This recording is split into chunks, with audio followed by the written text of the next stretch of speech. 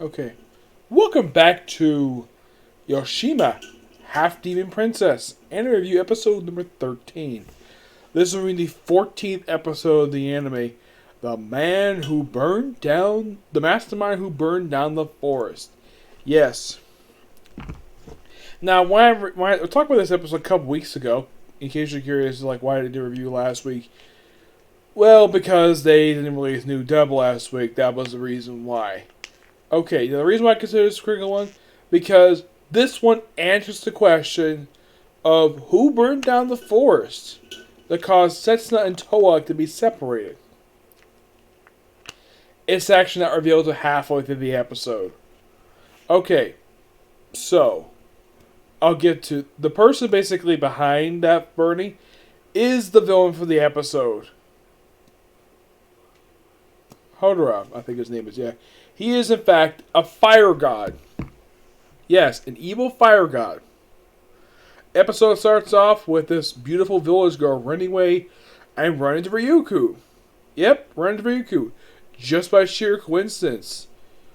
Why is he there? He just randomly walks in the mountains. He brings her to the corpse dealer, which, of course, when Moaha goes into the actual hut to find a bounty, it turns out that, oh yeah, there's a pretty person inside there. I guess she else is like, man, she's beautiful. Which, yeah, I agree, she's beautiful. No denying that. Heck, even Moaha being a girl, even she can't deny the fact this woman's beautiful. So, their job is simply this. Go kill a god. Yep. Just go to his mansion in the middle of the snowy mountains, which, according to the woman named Toga, I think her name is, where apparently the thing is like spring, even though he's in the middle of a snowy mountain. So they go there with Kilala and the raccoon dog, and they fly there. Of course, the Earth 2 had to fly back because it's cold. So when they get there, of course, they reveal part of this, basically the backstory of how in the world this girl got there. Apparently, all the guys in the area apparently wanted to marry her because of how hot she is. I'm like, okay. And then he just randomly shows up and like, oh, come with me. I'll be your husband. And here's the thing. They never had a marriage ceremony. Nope. They just basically had him start living with him. And act like his wife. Despite the fact they're not. I'm sure probably according to Japanese law, these two are not legally married. At all. And despite being sort of a lord, he basically is very jealous of any guy who dares look upon his wife. She, of course, is acting very kind and polite. She's not in love with these guys at all, basically just looking at them. And this guy, Hodoro, he basically is jealous of her looking at any guy except for him. I'm like, okay, so apparently not only is he jealous, he is very possessive of his own alleged wife. So, after apparently killing many people, including a merchant, he proceeds to lock her up, though she breaks out thanks to some hairpins she has on her. Runs away, and after she runs to Riku. And the girls basically go to his mansion. They break in, Moaha fights him briefly, and after they pretty much we have Toa and Setsuna activate their jewels, like, I remember you two! How are you two even alive? Like, and of course, Setsuna doesn't understand what the heck's going on. And Toa's like, what do you mean by that? I burned down the forest you two were in. And Toa's like, you did what? And she starts going freaking nuts. Of course, Setsuna is like, what's her problem? And she's like, you're the person who separated me from my sister. You're gonna die. Yep. They fight for a while.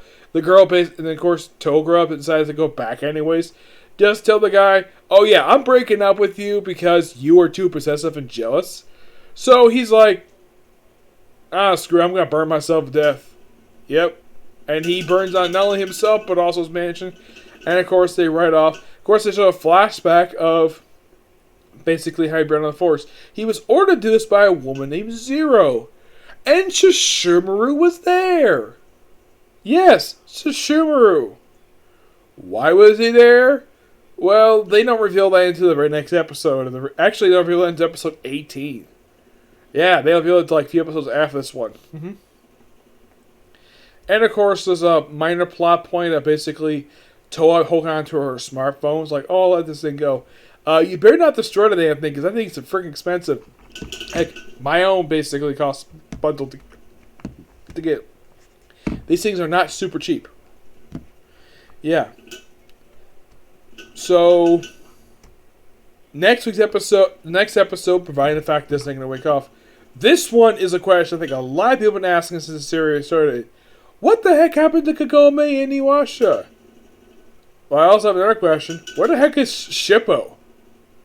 Yes, apparently the way it looks in flashback next week, we're probably going to answer the question what happened to Inuyasha and Kagome, which, thank you for finally answering that question.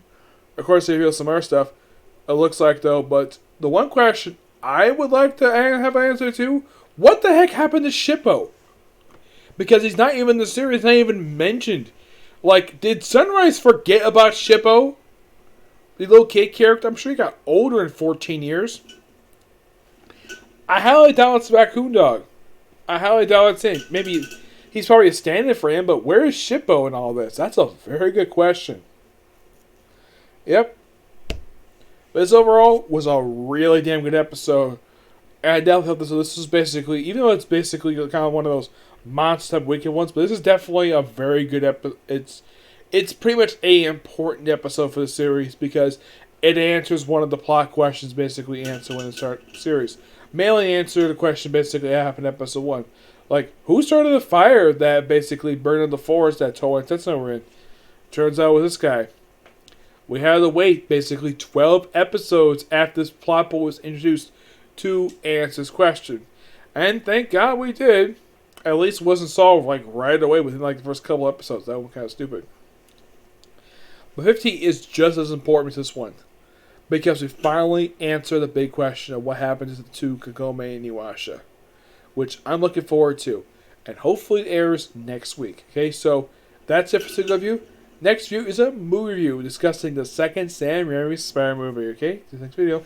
Bye.